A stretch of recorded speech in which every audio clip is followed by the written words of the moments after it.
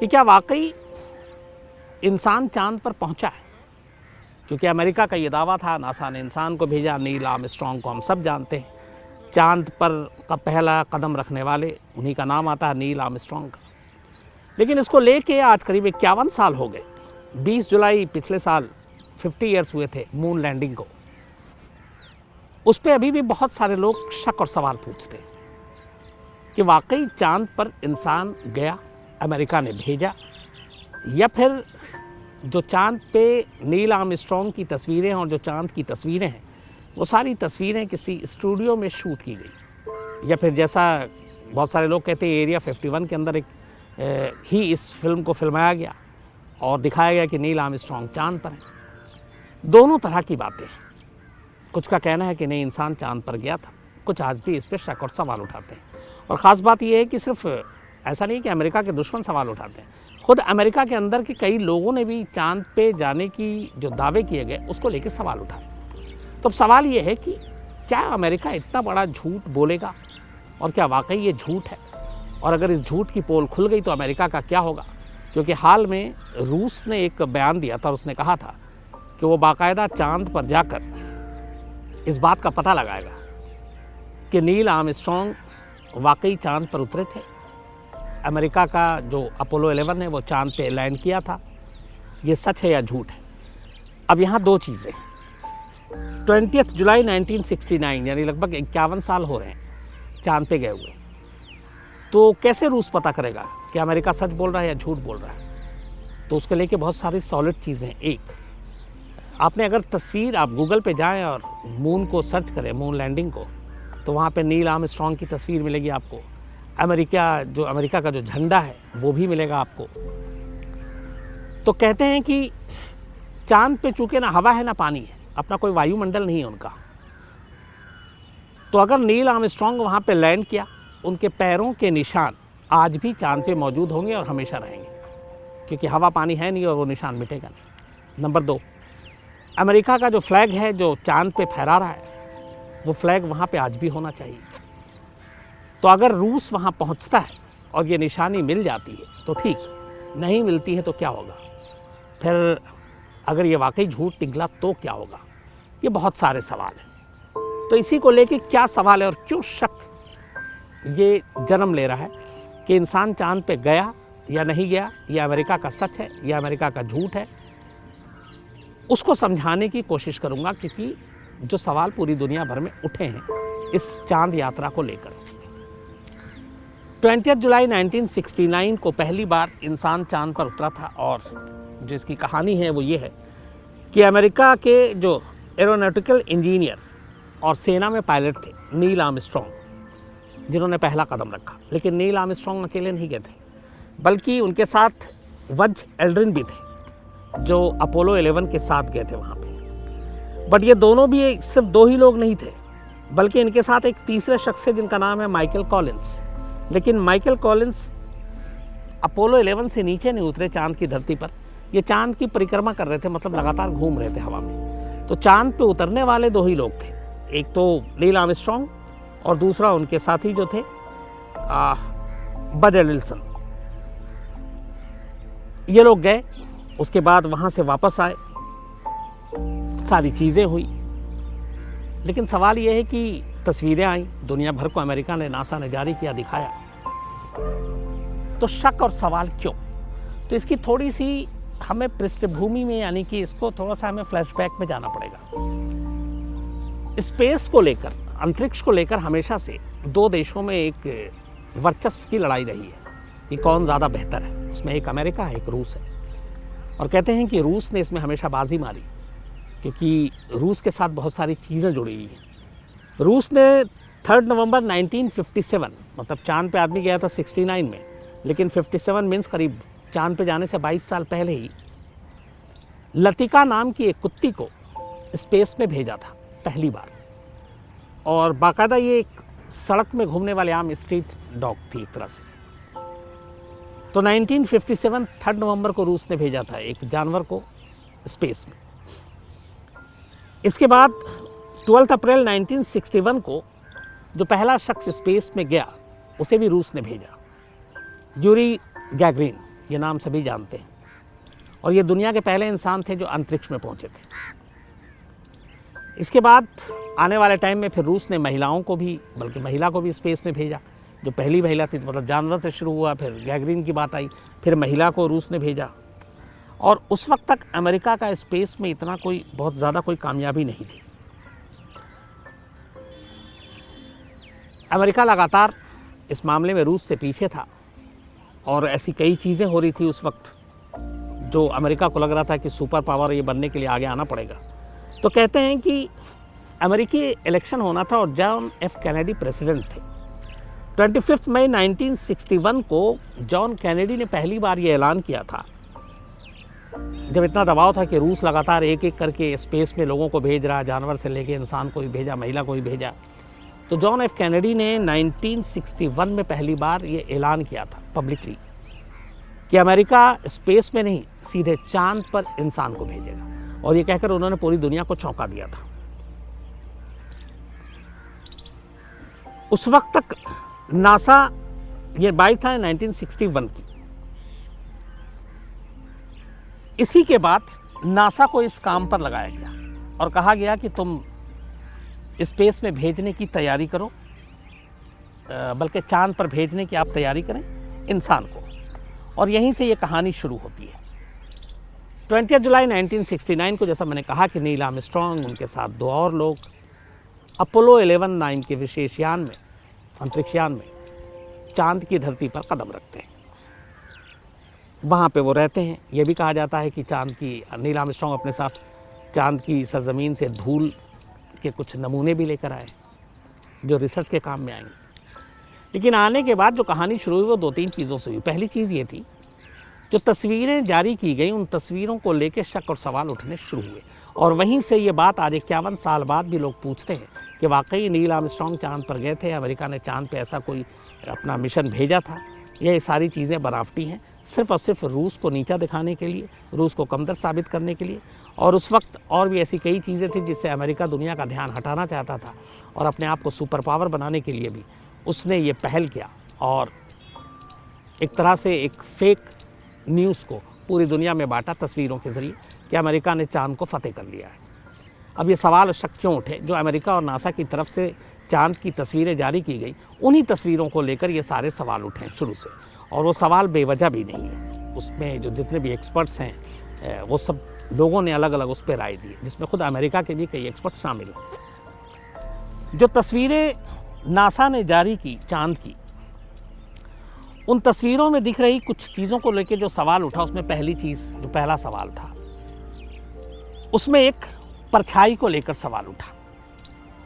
तस्वीर में 2 अलग अलग दिशाओं में परछाई बन रही थी नील आर्मस्ट्रांग की। अब उसमें सवाल ये पूछा गया कि नील आर्मस्ट्रांग की जो तस्वीर आई, उसमें एक तरफ परछाई होनी चाहिए, लेकिन वो परछाई 2 तस्वीरों में 2 अलग अलग जगह पे क्यों है? उसका रीज़न और जो लॉजिक था वो ये था कि जब लाइट का सोर्स एक है, यानी सूरज, और उसके खड़े होने की जगह भी सेम है, तो फिर परछाई का रुख अलग अलग कैसे हो सकता है? ये परछाई एक ही तरह से क्यों नहीं थी? एक सवाल इस तस्वीर को लेकर ये उठा। दूसरा सवाल ये था कि जो मून सरफेस की तस्वीर में एक तस्वीर ऐसी भी थी जिस पर एक ऐसा पत्थर दिख रहा था जिस पे रोमन भाषा में सी बना हुआ था, सी लिखा हुआ था रोमन भाषा में। मतलब चांद की सतह पर एक पत्थर, और उस पत्थर पे रोमन भाषा में सी लिखा हुआ है। अब चांद की सतह पर किसने ये सी बनाया, इसको लेके सवाल उठाया कि इससे पहले तो इंसान गया नहीं, नासा ने तो दावा भी नहीं किया था, ये पहली बार था, तो फिर ये एक सी कैसे बना? जो सबसे बड़ा और लॉजिकल सवाल उठाया गया, जिसको लेके बहुत सारी बातें हुई, आज भी हो रही, वो ये है कि अमेरिका का जब ये मिशन वहाँ पहुँचा और नील आर्मस्ट्रांग पहुँचे, तो उन्होंने बाकायदा बताया भी था कि अमेरिकी फ्लैग को, उन्होंने अमेरिकी नेशनल फ्लैग को फहराया चांद की ज़मीन पर, और उसकी तस्वीर है, गूगल में भी। प्रॉब्लम यहाँ से शुरू ये हुई कि नील आर्मस्ट्रांग और बज ऑल्ड्रिन ने ये तस्वीर को जो फहराया, उसमें झंडा जो है वो लहराता हुआ दिख रहा है, ज़मीन पे है, खड़ा हुआ है तिरंगा, लेकिन झंडा फहरा रहा है। मतलब वो हवा से हिल रहा है। अब यहाँ ये हुआ कि ये झंडा जो है ये हिलना नहीं चाहिए था, बल्कि ये स्ट्रेट एकदम यूं ही खड़ा होना चाहिए था, उसमें कोई हरकत नहीं होनी चाहिए थी। क्यों? क्योंकि चांद पे तो हवा है नहीं, वहाँ का कोई वायुमंडल नहीं है अपना। तो जब हवा नहीं है तो फिर बिना हवा के ये झंडा हिल कैसे रहा था?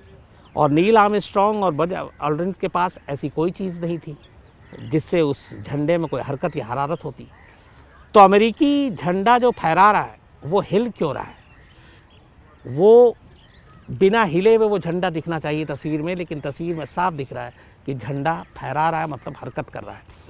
तो बिना हवा के ये मुमकिन कैसे है? ये सवाल सबसे ज़्यादा पूछे और उठाए गए। बट यहीं पे सिलसिला ख़त्म नहीं होता है कि चांद पे इंसान गया कि नहीं गया, आगे भी है। इसमें यह था कि जो अपोलो 11 वहाँ पे जो लैंड किया वो किस जगह पर उतरा था। उसकी वजह यह है कि अगर लूनर मॉड्यूल चांद की धरती पर उतरा तो तस्वीर में कहीं उसके उतरने से बना गड्ढा क्यों नहीं दिखाई दिया? मतलब इतनी हेवी चीज़ है वो, कई टन का जो उतरा है, तो उसके उतरने से वहाँ पे कोई गड्ढा क्यों नहीं बना? क्योंकि गड्ढे की कोई तस्वीर नहीं थी, जबकि उस जगह की तस्वीर थी, लेकिन वहाँ गड्ढा नहीं दिखाई दे रहा। जिस लूनर डस्ट से पूरे चांद की ज़मीन भरी पड़ी हुई है, उस पर ऐसे धमाकों का जब उतरता है तो उसका एक भारी असर होना चाहिए, इम्पैक्ट होना चाहिए, लेकिन वो दिखाई नहीं दिया जबकि दिखना चाहिए। तो वहाँ पे कोई गड्ढा क्यों नहीं दिखाई दिया? ये एक बड़ा सवाल था। एक और सवाल जो सबसे अहम था, जो तस्वीरें जारी की गई अमेरिकी झंडे की भी, नील आर्मस्ट्रांग की भी, उस तस्वीर में आसमान साफ दिखाई दे रहा है, लेकिन तस्वीर में कहीं सितारे यानी कि तारे दिखाई नहीं दे रहे।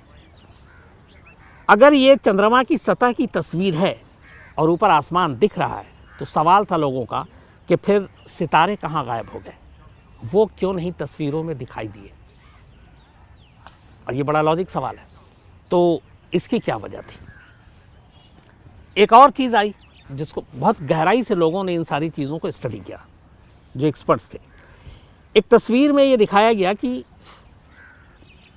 एक अंतरिक्ष यात्री के हेलमेट कवर के ऊपर, चूँकि वो जो हेलमेट लगाए हुए थे जो ऊपर चांद पे पहन के जो ड्रेस जाते हैं, एक दूसरे इंसान की, जो हेलमेट के कवर है शीशा है, तो उसके ऊपर एक दूसरे इंसान की परछाई दिखाई दे रही है उस हेलमेट के कवर पर। इसका मतलब है कि वो जहाँ खड़ा हुआ उसके सामने वो शख्स खड़ा हुआ है, तो उसकी आकृति, उसकी परछाई उसके हेलमेट के उस कवर पर आ रहा है। अब सवाल ये है कि यहाँ पे नील आर्मस्ट्रांग, साथ में उनके दूसरे साथी, और तीसरा प्लेन से उतरा ही नहीं है, वो तो परिक्रमा कर रहा है। तो इन दोनों के अलावा उस वक्त चंद्रमा की सतह पर तीसरा शख्स कौन था जिसकी आकृति और परछाई, जिसको होना नहीं चाहिए थे? तो क्योंकि रिकॉर्ड पे 3 ही लोग गए थे, एक को उतरना नहीं था, दोनों चांद की धरती पे कदम रखा। तो जो तस्वीर ले रहा है वो अलग, जो खिंचा रहा है वो सामने, लेकिन एक तीसरे शख्स की परछाई उसके उस हेलमेट के कवर पर है। तो वो तीसरा शख्स कौन है और चांद पे क्या कर रहा है? तो एक सवाल इसको लेके ये भी आया। ये वो सवाल थे जिनको बार बार लेकर नासा से पिछले 51 साल से पूछे गए, और इसकी बहुत ज़्यादा कोई जवाब जो है जिससे लोगों के शक और सवाल दूर हो, वो मिले नहीं। अब ये हुआ कि लेकिन इस थ्योरी के पीछे जो सवाल उठा रहे हैं, वजह क्या है? क्यों अमेरिका ऐसा करेगा?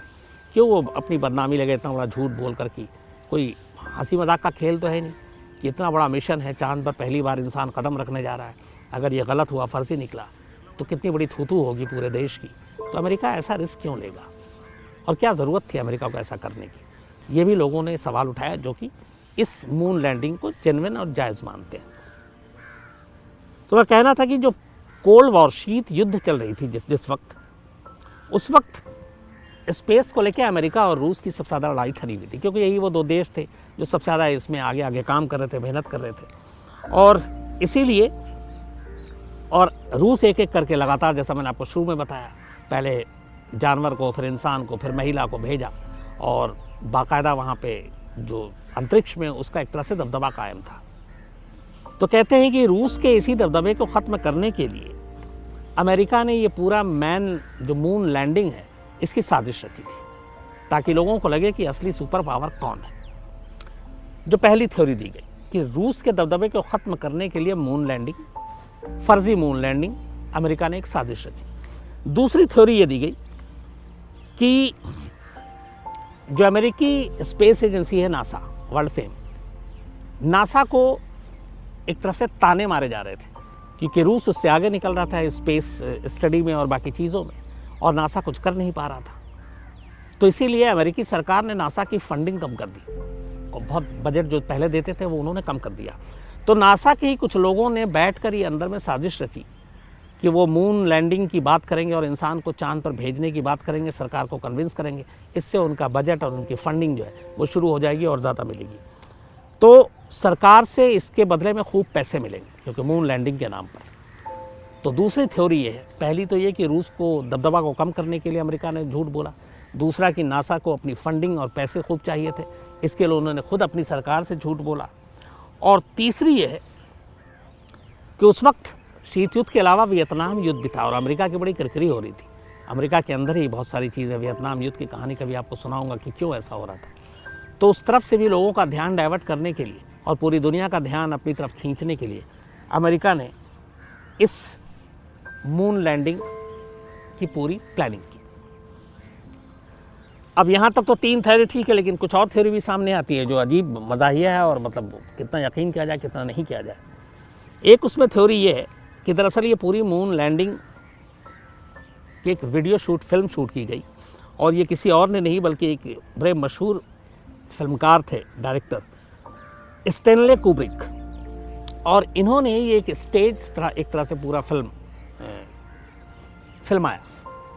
और ये भी कहते हैं कि अमेरिकी सरकार ने 1968 में रिलीज़ हुई एक फिल्म आई थी 2001, जिसमें स्पेस ओडिसी 2001 स्पेस ओडिसी, तो ये एक तरह से पूरे स्पेस के ऊपर था। और इसी फिल्म को देखने के बाद ये एक साइंस फिक्शन फिल्म थी। ये प्लान किया गया कि कैसे मून लैंडिंग की पूरी फिल्म को फिल्माया जाए, और मून लैंडिंग का जो पूरा फिल्मांकन था वो इसी डायरेक्टर के थ्रू ये सारी चीज़ें कराई गई।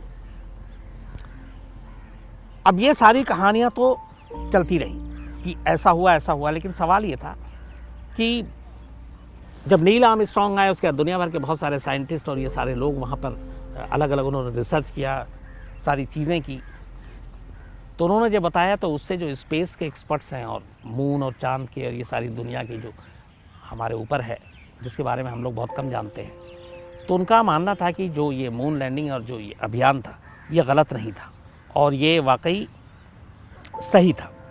तो उसको लेके भी एक है। अब सवाल यहाँ पे ये है कि ये सारी चीज़ें इसलिए दोबारा शुरू हो रही है कि रूस ने हाल में ये कहा है कि वो इस सच्चाई का पता लगाएगा 51 साल पहले वाकई चांद पे कोई शख्स उतरा था कि नहीं उतरा था। और जो मैंने आपको शुरू में बताया उसके लिए बड़ा सिंपल सा उनका ये है कि वहाँ पे अगर 2 चीज़ें मिल गई, एक और था कि नील आर्मस्ट्रांग के कदमों के निशान, उसकी तस्वीर नहीं थी, तो ऐसा कैसे? तो अब वहाँ पे है कि अगर वो उतरा है तो कदमों के निशान होंगे, और वो उतरा है तो वहाँ पे अमेरिकी झंडा होगा, और अगर ये सबूत नहीं मिलते हैं तो इसका मतलब सब कुछ फेक होगा। तो अब अगर ये वाकई सही है तब तो कोई बात नहीं है।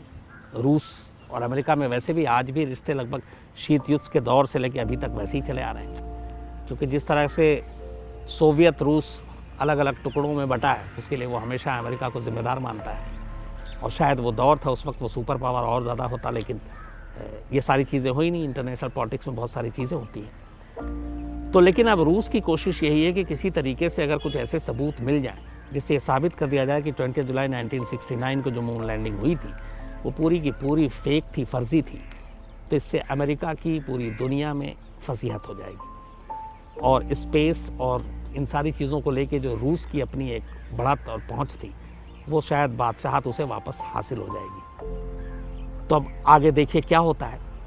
लेकिन मुझे लगा क्योंकि एरिया 51 के बाद कई लोगों ने ये कहा था अपनी क्राइम तक फैमिली से कि मून लैंडिंग को लेके बहुत सारे सवाल हैं, तो ये सवाल वाकई 2-3 जेन्युइन भी हैं। झंडा कैसे फहरा रहा है, हेलमेट में तीसरे शख्स की आकृति कैसे है, इतना बड़ा वो यान उतरता गड्ढा क्यों नहीं है, तो ये सारी चीज़ें जब जांच होगी तब पता चलेगी। तो फिलहाल कहानी में आज इतना ही। अपना ख्याल रखिएगा, फिर आपसे मुलाकात होगी किसी नई कहानी के साथ। Thank you.